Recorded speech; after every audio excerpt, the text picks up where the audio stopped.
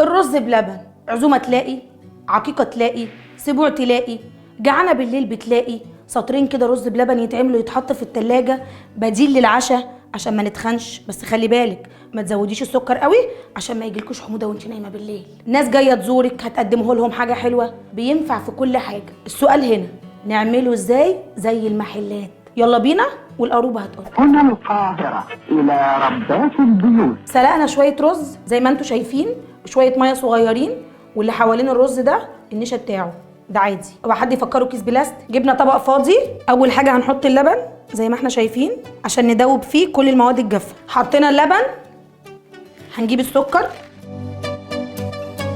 طبعا حتى لو زاد انا كده كده هزود لبن تاني، انا بس على قد الطبق حتى شويه لبن صغيرين عشان ندوب فيه كل حاجه. هندوب السكر وهنحط النشا 2-3 معالق نشا كبار. وخلي بالك في حاجه مهمه، اللبن لازم يكون بارد علشان النشا ما تكلكعش. يعني ما تجيش تحطي نشا مثلا واللبن على النار.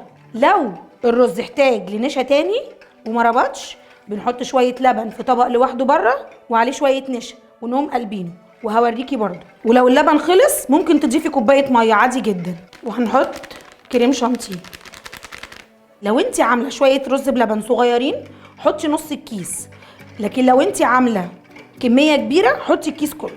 يعني هتحطي نصه يا هتحطي كله على حسب الكميه اللي انت عاملاها. نقلبه كويس ونحط كيس فانيليا. في ناس بتحط قشطه، براحتك طبعا عشان تخليه دسم شويه. وفي ناس بتحط لبن نيدو، لبن بودره يعني، برضو براحتك.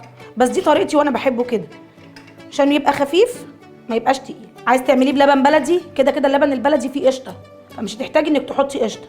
لكن لو عايزه في اللبن المعلبات تحطي قشطه براحتك. يلا بينا على الحله. بسم الله الرحمن الرحيم.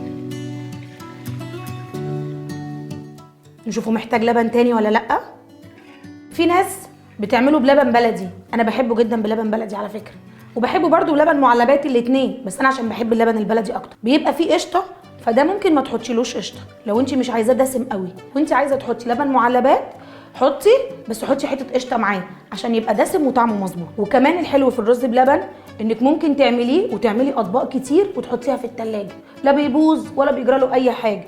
وقت ما تحتاجي حاجه حلوه هتلاقي، العيال عايزين حاجه حلوه هيلاقي، ابو العيال عايز حاجه حلوه هيلاقي. هنفضل نقلب كده في الرز بلبن لغايه ما يغلي ويتخن والنشا تستوي. الرز بلبن غلي كويس والنشا استوت، ده القوام بتاع الرز بلبن اهو. ونغرفه في الاطباق.